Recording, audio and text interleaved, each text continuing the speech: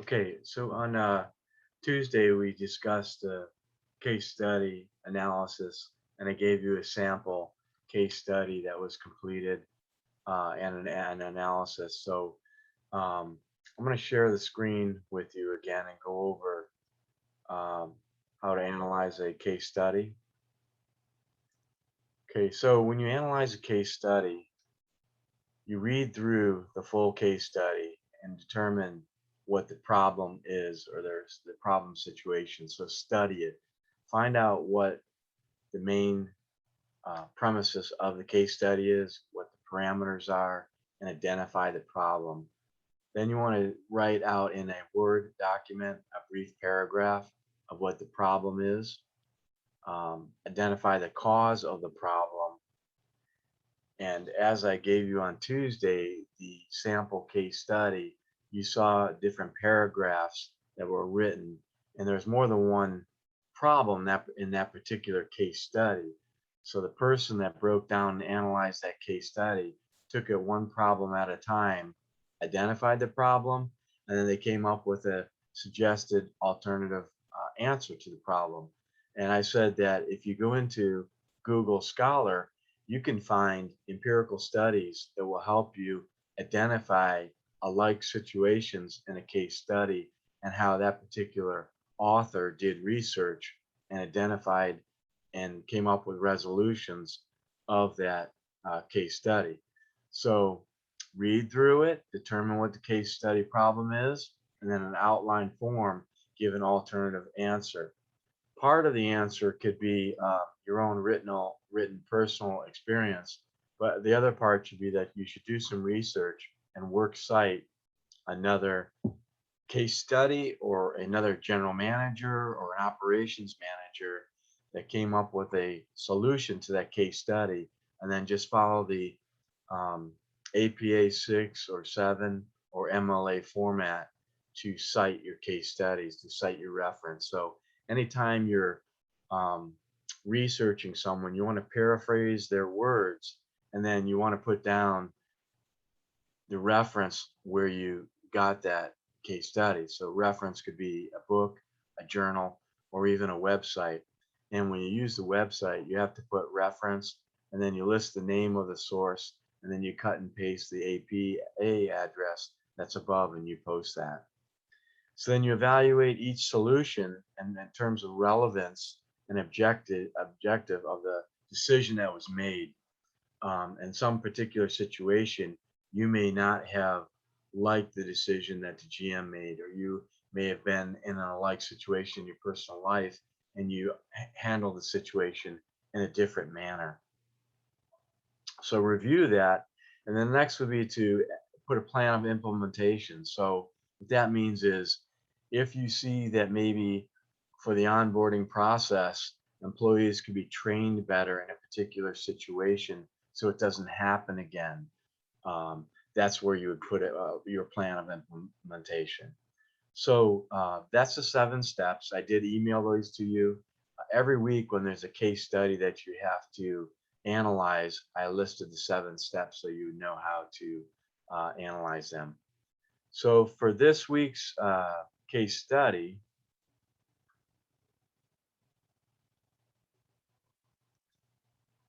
we see we have a problem, security measures in hotel industry, and then there's an introduction.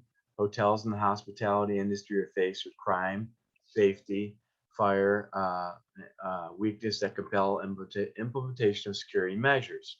So you want to go through and read this, and it said here's the purpose of the research, why this author was looking into these problems within a hotel. So they listed some of the purpose of the research for you, and then there's an actual problem statement talking about what's going on in a particular situation.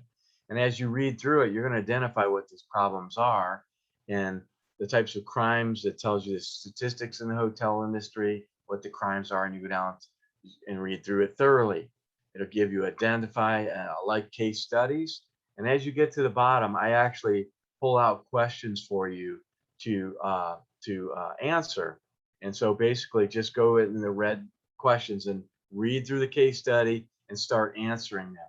And the more and more we get through case studies, there won't be as many um, questions that I'll be posting. You'll have to determine the problem yourself. So, what is the nature of business operation at this organization? Do the facilities have an effective security structure with policies and procedures? Where there is a command and control on the job? What are the important assets in the hotel's facilities that need protection? What are the risks of crime confronting the assets in the facilities? Has the hotel experienced any incident of loss in the last 3 years, and what kind of loss it was? What assets are targeted by the hotel's perpetrators? Now, this was a very long case study, so there's a lot of things to answer. Some of these will be short answers. Some of them might be repetitive, so you can cut and paste some of the questions that are asked. But go through and read the whole case study, study it thoroughly, and come down and start just answering these questions. And as I said, some of them might be one simple sentence, a short answer, or just a quick reference. Some of them might be identical questions, but these are the ones that I pulled out when I read this case study and listed them for you so you could start learning how to read case studies and analyze them. The reason why we do case studies is for you to learn from other hotel operations experiences, to learn from other general managers and other people how they handle real life case studies. You don't want to um, have these things happen to you while you're on property.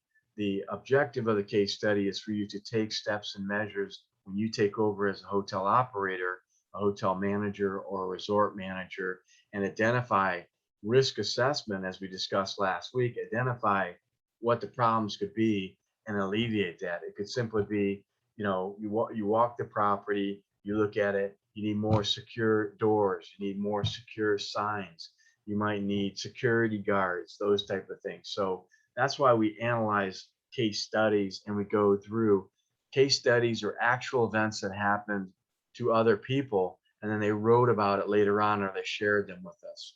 As we get farther along, there's a couple of case studies that happened this year in Florida that I pull out and we discuss in hotel properties.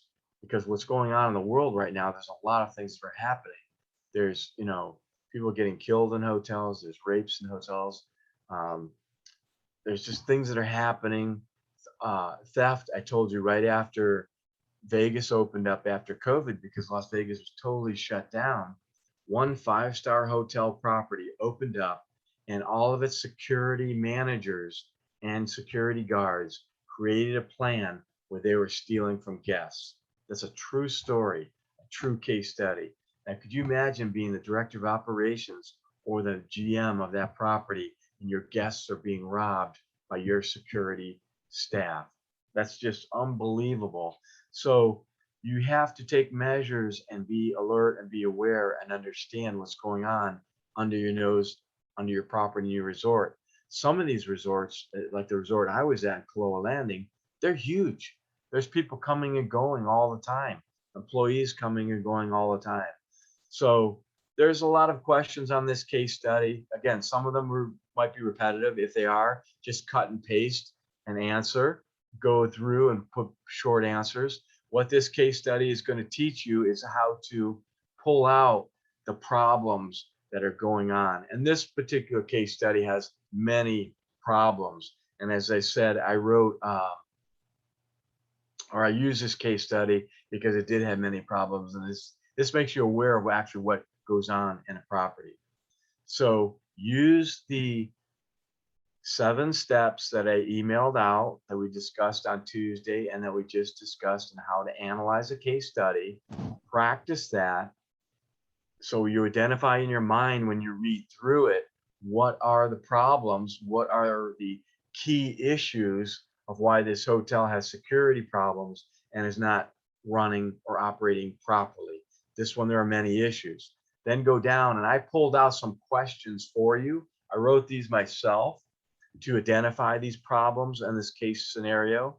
And again, they might be repetitive. If they are, just cut and paste your answer and then just go through to learn how to identify a case study. Any questions on this? Anyone have any questions on how to identify case study? I have a question. So, Yeah, with this case study, we have to basically, I know you just said this, but I'm just confirming, sure. we read the whole, analyze this entire case study, and then the questions that we have to answer, the answers are there in this case That's study, right? correct. Yeah, Okay. that's correct. And Most case studies on the bottom, Marino, they won't have uh, the red questions that I'm asking you. Most okay, of them you have to go through and write the question yourself, identify it. okay, So on Tuesday, I emailed out and we discussed a little bit the risk assessment case study and how a particular person responded to that case study. And they put it in bullet form. So you can see if you read through it that it's actually identifying things that happen in a hotel, overview of a risk assessment. So in this one, I pulled out the questions for you so that you could start understanding what you're looking for when you read a case study. As we move a little bit further along, I won't be pulling out as many questions and there won't be as many uh, situations. So you'll have to read it yourself and identify what those situations are. And that's what helps you with a case study. okay. And case And studies are used in learning environments because they're real life situations that happened before and you don't want to make the same mistake. But it also tells you how this manager or this director of operations handle that situation. You may agree with how they handled it, but you may not agree. And if you don't agree, then that's when you put your personal assessment or summary and say, I understand this is how this manager handled it. This is how I would have handled it. And then you could say, based on my research, and you could have an actual other article or an alike person that wrote an answer to that case study that said, this author also agrees with me and their overview of this case study. And then you write that out. And that actually helps you to justify your response to the case study. okay. And these questions for this case study, this is what is due um, for the assignment one, risk Yeah, management activity. assignment one, that's correct. Okay, so I could Assignment just one. use this Yeah, and then post this for the assignment, right? that's correct. And post Okay, it by before class next Monday. Next okay, Monday. And there'll be one of these like once a week. And then week 4 or 5, you'll have a midterm case study that'll be a little bit more in depth. And last year, when students did it, they did PowerPoints to present because when they broke things out and pulled it out of the case study, they did it in like a bullet form. And on each PowerPoint slide, they put a title and bullets. And I'll share that with you in the class next week to show what we're going to do week 4 or 5.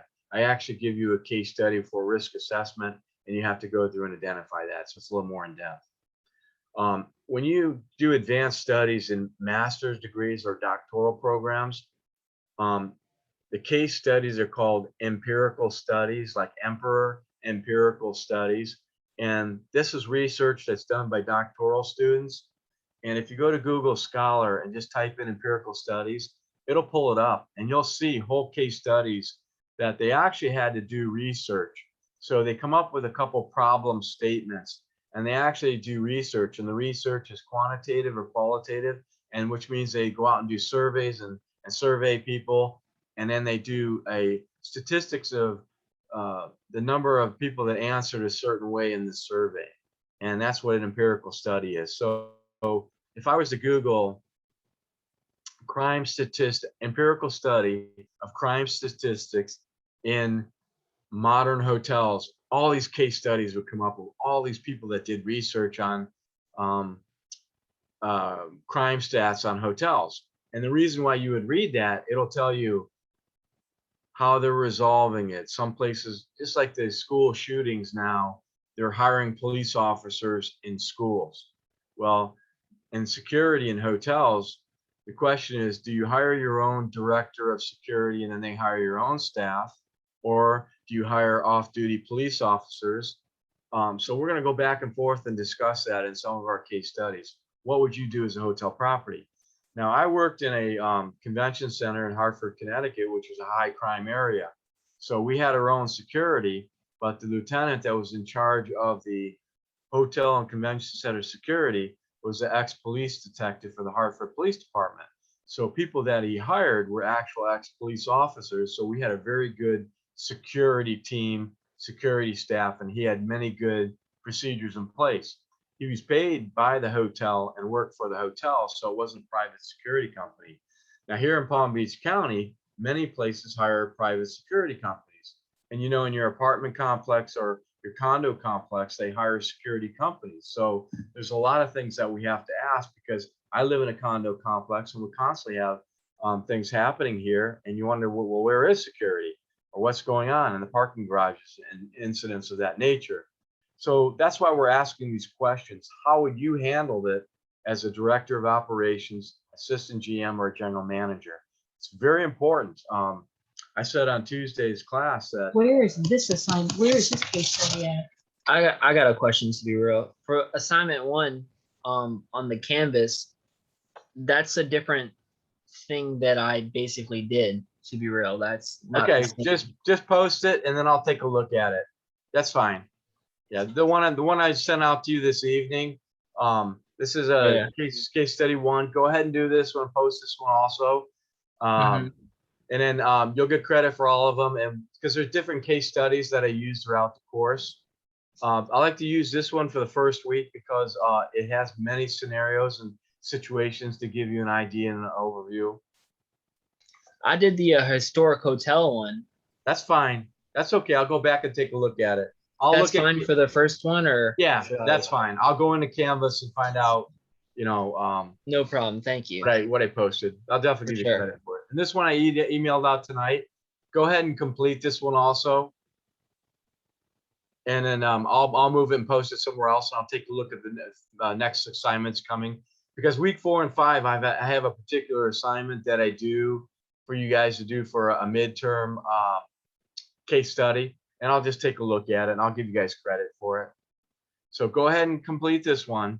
I'll go ahead and look and see what I have posted in Canvas, and I'll resubmit this one in there. What I'm trying to get you to understand is the scenarios in this situation in a hospitality operation, how you would handle it. Would you hire your own security team, or would you contract out a security team? And when situations happen, how would you handle that? As I was saying on Tuesday, I was in a 5-star resort, Kaloa Landing Resort in Kauai. Every day we had a situation. Now, a situation didn't mean it had to be a robbery, a theft, a violent crime. It meant somebody slipped and broke their arm. Somebody fell at the pool. We had an intoxicated guest that had to be removed from a bar. We had people at the luau where it got so hot outside that they would faint. These are all issues that have to be handled by you for safety and security as a manager. And how do you handle that in risk assessment? Now, in the hotel property I was at, everything was handled very professionally because we were used to doing these things. We had plans in place. Onboarding managers and staff were trained, so the reaction time was quick. People were there right away to assist, to take care of things. Proper reports and documentations were written and handled. So that's why you're taking this class. That's why you're learning about these. I use many different case studies. We discuss them moving forward week 5 when we do the midterm project. You'll discuss it. We share it with the class. So I'm just getting you acclimated to how to defend and write case studies. You'll find in my courses when I teach hospitality operations management, front desk management, we use case studies and scenarios because that's how you learn from it, the real life situations. Okay. Any other questions? Does that make sense to you, Kaji? You okay with that? Kaji, did it answer your question? Okay, Marino, you okay? Yep. Okay. Yeah, I'm good. I'm sorry. I was couldn't find the button. That's okay. And that's fine. We'll have different scenarios and different case studies. Jesse, are you okay? I know you have to read some material. Jesse, I'm good. I'm good. Good, okay. Stephanie? I'm okay. Okay. So if everyone's, we're all on the same page, I'll take a look at the case study, see which one I posted. Make sure this one gets posted. For tonight, everyone work on this one I sent out to you and emailed to you. I'll take a look and see what I put in there as Kaji answered, and we'll take it from there. So what I want to do now is share with you and go over tonight's lecture.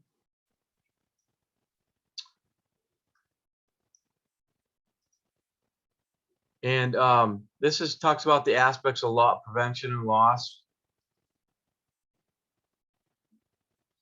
Okay, so part of our, I know all of you are going to have hospitality law, and you know, as operations managers and directors and assistant GMs or GMs, whatever your title is going to be when you get out and manage a property, we're not lawyers, but we want to be aware of laws and legal ramifications that happen in the hospitality industry.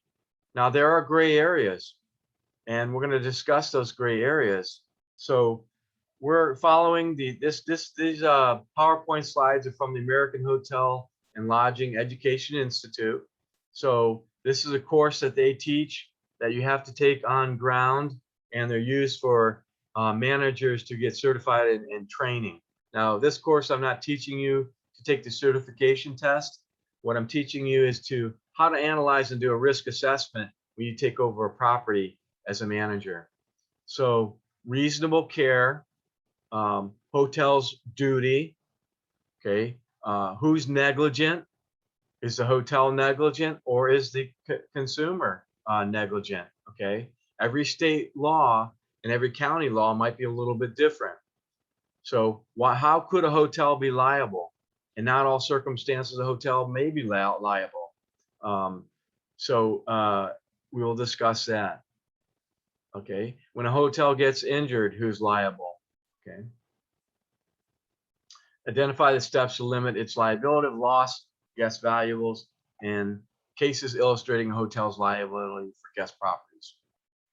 How a hotel can limit its liabilities for loss of a guest's personal property and other valuables. Okay.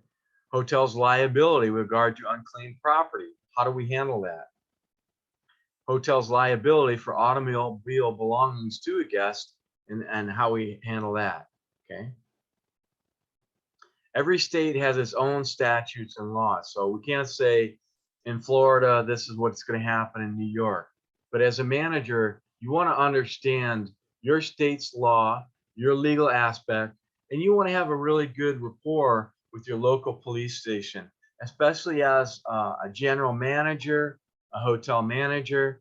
I used to have special events inviting the local authorities in, luncheon events to meet with them so they can meet the staff.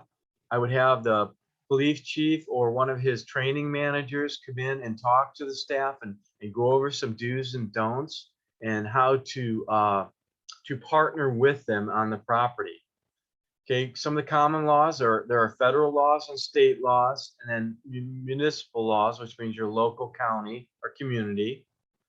The body of laws constantly change, so we want to make sure we're aware. Reasonable care. That means it's our responsibility as a hotel operator to have reasonable care of our guests. So each room is like you're renting out an apartment. And now a lot of things have changed with vacation rental by owner, by timeshares, and by these short-term rentals. Okay. And the reason why we discuss these things and we talk about case studies is the foreseeability. We want to foresee how to handle situations before they arise, or a limit by putting training procedures in or putting policies in so that these items won't happen. And that's what risk assessment means, foreseeing danger or tragedies before they happen. Approximate legal cause. Okay.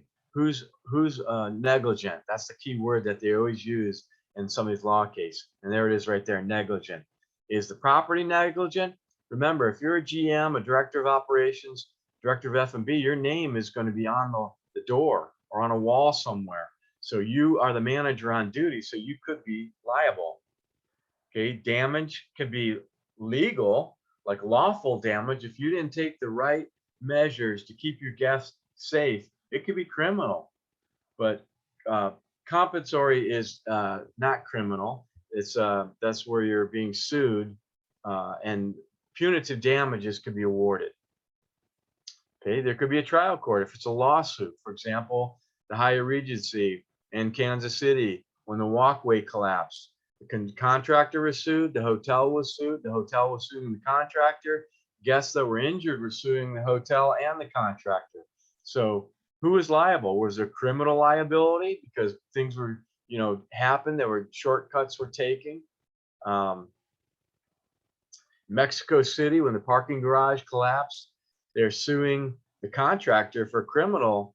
They want them to go to jail because they took what the engineer said the type of concrete that should have been used when it was poured, and they used a cheaper type of concrete, and the whole parking garage collapsed, and the walkway along with the parking garage collapsed, killing people. So they're saying the contract is criminally negligent because they didn't use what the engineer told them to use, was a specified cement and rebar, and they used a cheaper variation because they wanted to save money. Same thing happened with the Hyatt Regency walkway in Kansas City. Okay, plaintiff, defendant, that's when you go to a legal trial. The plaintiff is the person that's suing or filed the case. The defendant is defending themselves from the lawsuit or the thing that's being trialed. Summary judgment is after the judge makes their decision, they write a summary, and the summary is filed and becomes case law. And when you have your hospitality law class, you guys are studying actual cases that have happened, which means you're studying case law, and those are considered case studies. Okay. If it is a jury trial, there's a verdict. The verdict will be read aloud and filed into motion. Judgment, verdict, appellant. That's if you appeal, you goes to an appeals court. That's why some of these lawsuits that you see, when people are awarded top monetary dollars, it doesn't necessarily get paid out right away.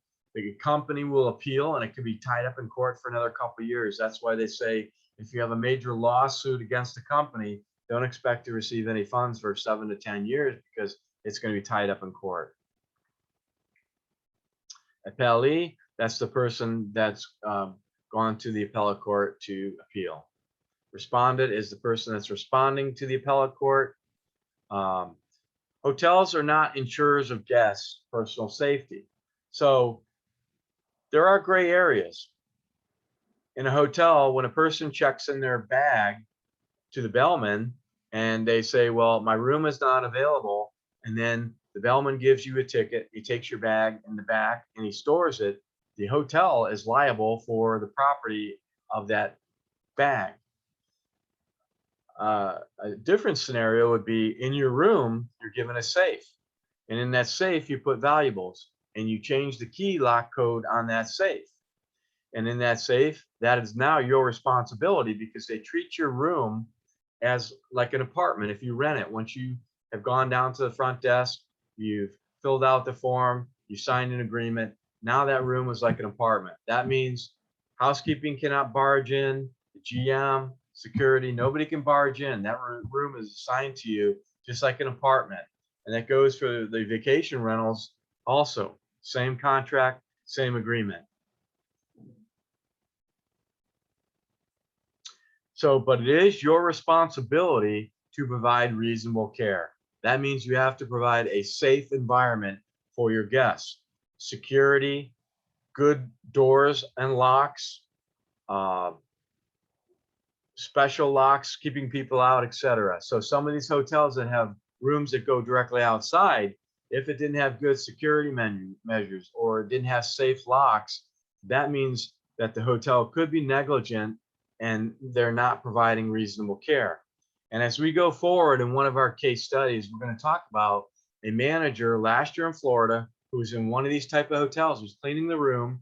A guest staying in another room came in, raped the manager, and then murdered her. And this became a very big lawsuit against the hotel company by the family of the manager managing the property because of the person that was checked in they did not verify the person's legal background and had a false identification, and there was not reasonable, safe property, so it became negligent as far as the hotel owner. Generally, the hotel is not liable for acts that could not be reasonably foreseen. But again, this is a gray area. We can't just say the hotel is not liable. I know a lot of people want to say, well, it's not our responsibility. Or you see parking signs that say, we're not responsible for the items in your car if stolen. That's not always necessarily true. It is in most cases. But if you have a parking lot that's in a known area, that's in a high crime area, and cars are constantly broken into, those signs are posted, and you know that you are the hotel or convention owner and that area is constantly broken into, even though there's signs, and you didn't take any measures to update security or hire a security force to watch those cars, you could lose in the court of law and be found liably negligent because you knew the crime was increasing and you didn't do anything about that. A hotel cannot delegate its duties to exercise reasonable care in order to relieve it from liability. That means you're responsible to make sure you exercise reasonable care while your guests are staying at your property. That goes for vacation rentals also.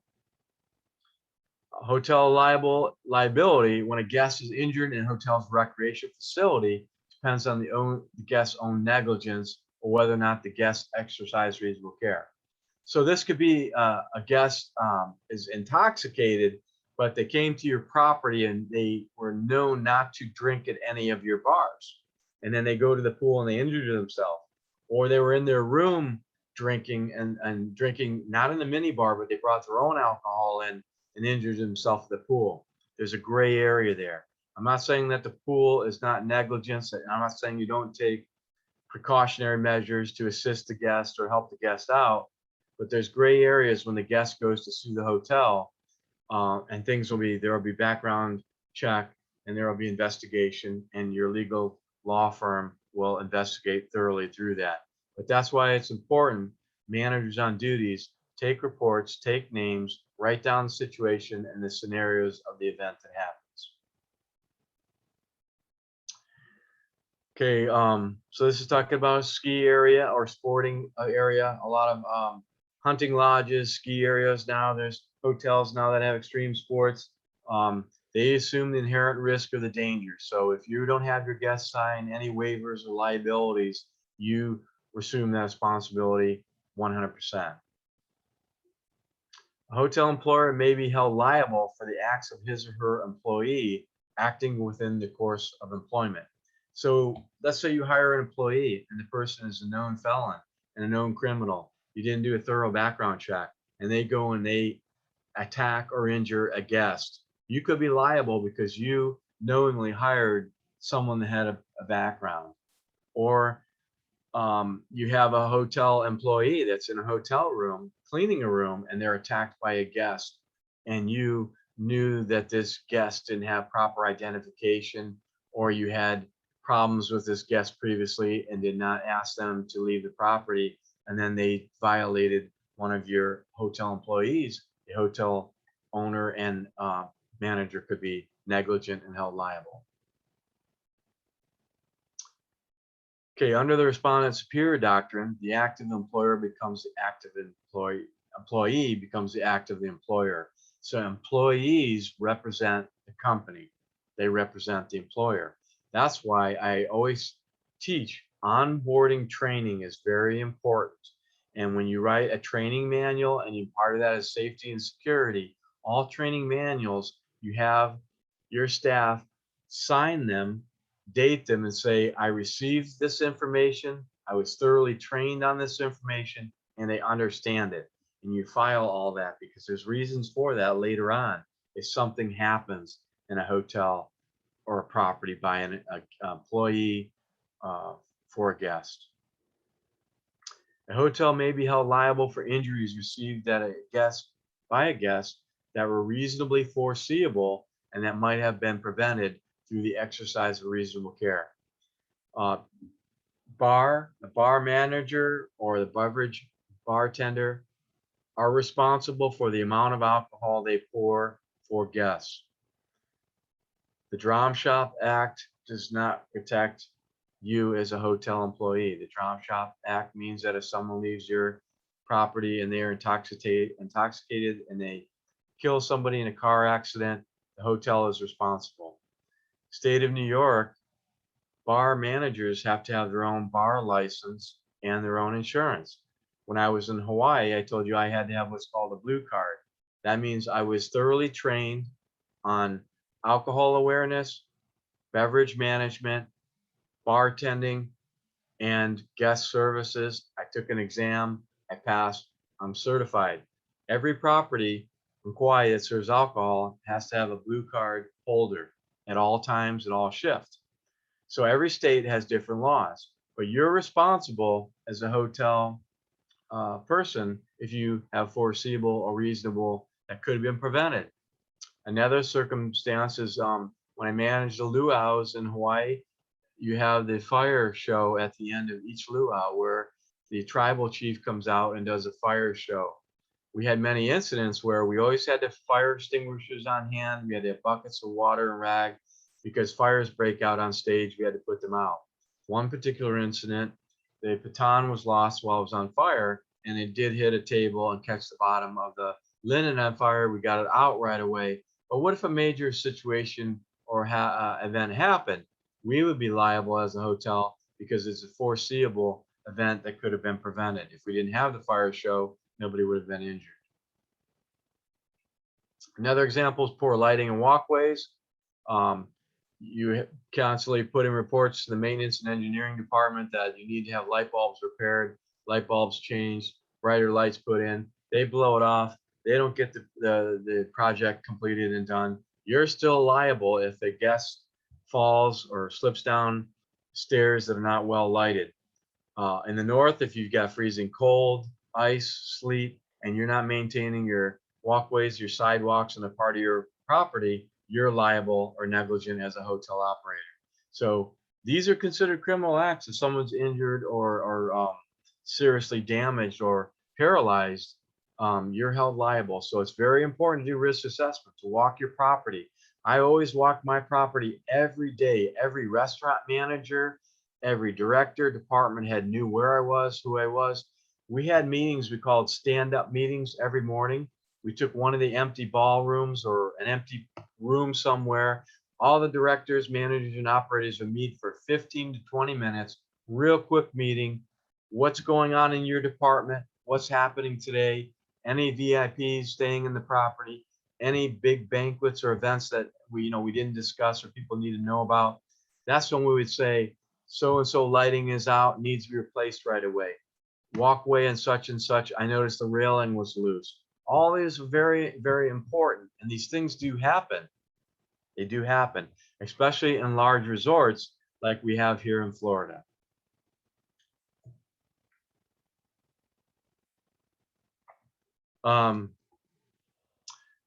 So common areas, guest areas that you're responsible for, access areas to the beach, not necessarily the beach, but access areas to the beach, pool areas, walkways, outdoor entrances, your bar areas, your restaurant, grease spills, old carpet, all these things. If you are, that these can cause accidents or injury, you as a hotel manager are reliable for that. Okay.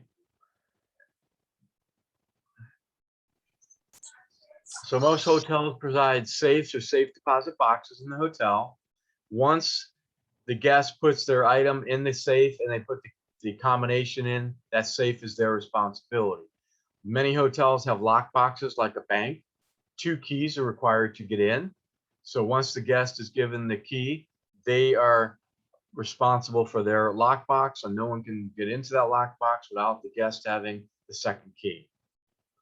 But remember, there's always gray areas. There's negligence in many cases. So you can't say, okay, now the guest has it. It's all their responsibility. Always remember, in America, in the court of law, there's always gray areas in the law. And we're not lawyers, we're managers. Limited liability. The hotel must post applicable statutes in a public and conspicuous place. Limits of liability vary depending on the nature of the property's loss and the general location when the property was lost. Okay. Property and guest rooms. Hotel is not liable for personal property in excess of 500. Well, this is just a general statement. This doesn't mean that this is law in every state and every area. What it's basically saying is that if a guest loses something in the room and the housekeeping was in the room or something was taken or stolen, the hotel could be liable. But it's a gray area. You have to investigate the situation. All hotels will have a security team or a security company they use, and that will be investigated, the loss. You have insurance as a hotel company. So if a guest's property was lost or stolen, it might be filed on insurance, or you might determine that it's the guest's negligence because they could have put the bolt on to open the door and keep the door open and went out to get ice or get something else and somebody broke into the room. So that's a gray area. I'm not saying the guest is wrong. I'm not saying the hotel is wrong, because again, in the court of law, there's gray areas.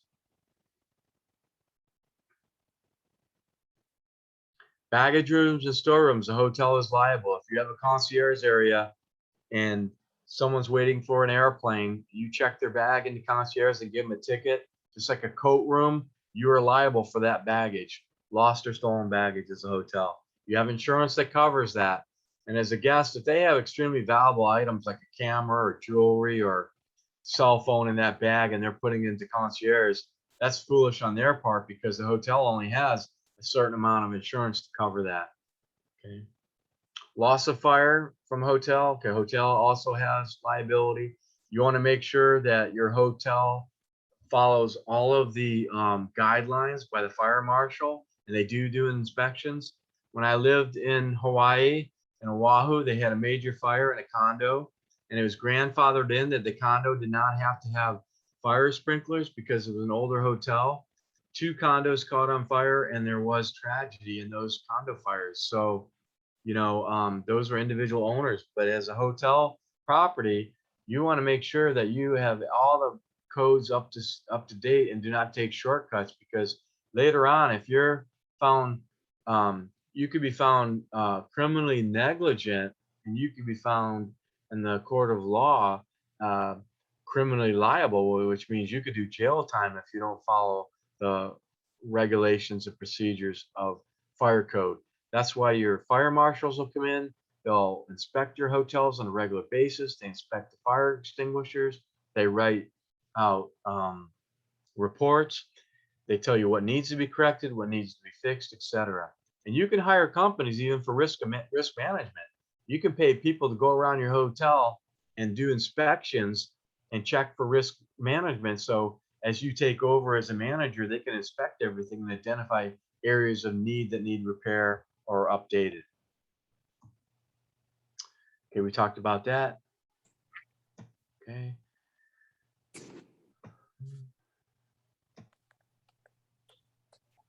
All right. Most hotels don't take guest mail anymore because we do email now. But many years ago, when you had long-term guests, when I was a corporate chef in a hotel, we had world travelers that stayed in the hotel for almost a year at a time. Now we have vacation rental by owners, where a lot of people will do short-term rentals for business executives. So, but if you do accept the mail and you take the mail at the front desk, your hotel is just like the U.S. Postal Service. You're responsible and liable for that guest mail.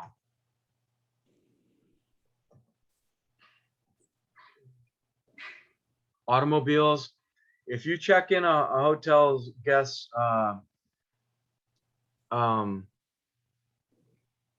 if you check in a hotel guest car in a concierge, the concierge desk is responsible.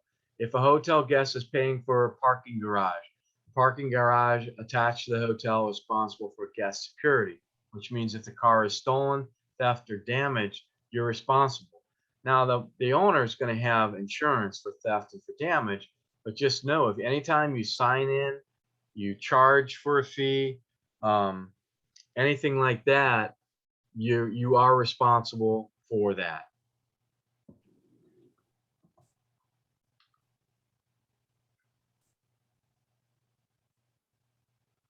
Okay. Under the common law rule, hotels are liable as insurers for guests, property that is one of the hotel premises, that's on the hotel premises. Same with vacation rentals until the vacation rental signs it over to the guest, and the guest is responsible.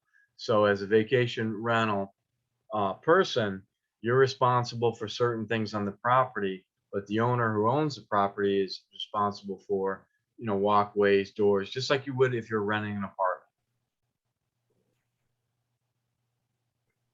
When the hotel agrees to accept the non-guest property for safekeeping, the hotel is legally as a bailee and is generally bound by the applicable legal standard of care. That means if you accept someone's property, you're responsible for it. The example is luggage and the concierge area or baggage area, guest car, etc.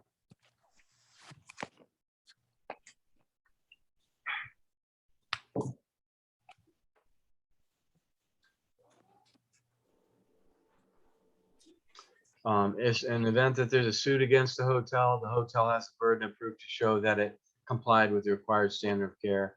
Now, if it gets to this point, you as a general manager would work with your legal team or your law office. All hotel companies have lawyers and legal teams. You possibly have a corporate law firm if you're a corporate hotel, and they would take it from there. Basically, you're filling out reports, and if you have to be at a hearing, they'll let you know if you have to be at that hearing.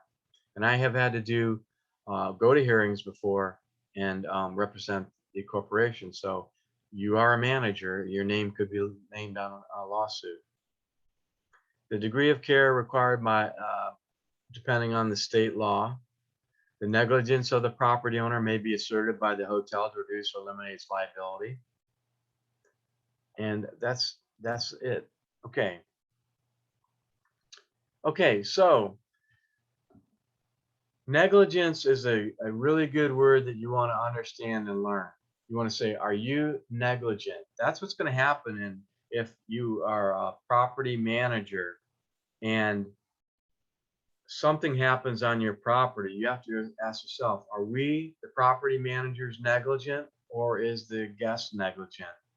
So take risk assessment, take care. Things happen. I will also tell you, people get injured all the time in these big pool areas, these big resorts. The first thing in the American way is to sue the hotel company.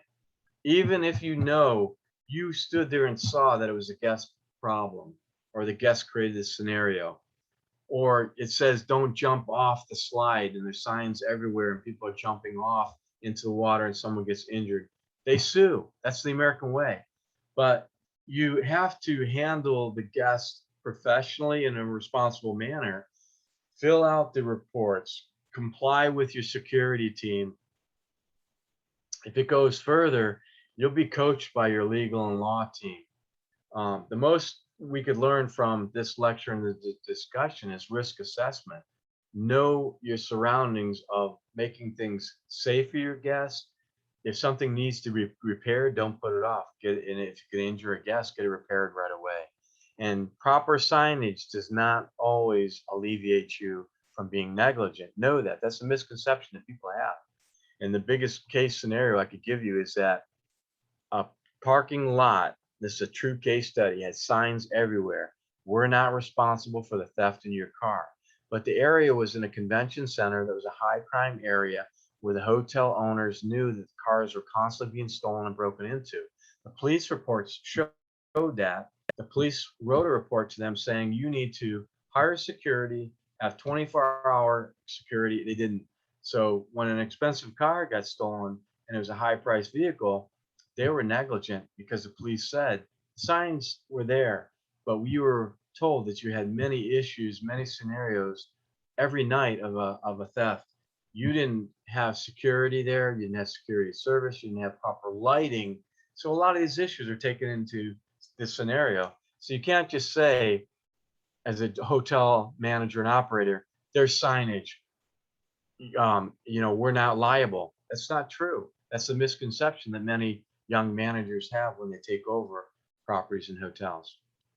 Okay, so I sent out another case study for you. I'll check Canvas and make sure the case studies align with the ones that I'm emailing to you. Please complete the case studies. They're due the Monday before we talk or lecture in class. So if you turn it in the Monday before lecture at 6:30 p.m., it's acceptable. Please get them in a reasonable time because we move forward more case studies. Next week, I'm going to discuss the midterm case study, which is week 4 or 5. It's a little bit longer. Last quarter, students put them on PowerPoint slides and bulleted them and then turned them in. We're going to discuss your case studies together as a class during midterm. But at this point in time, does anyone have any questions or comments?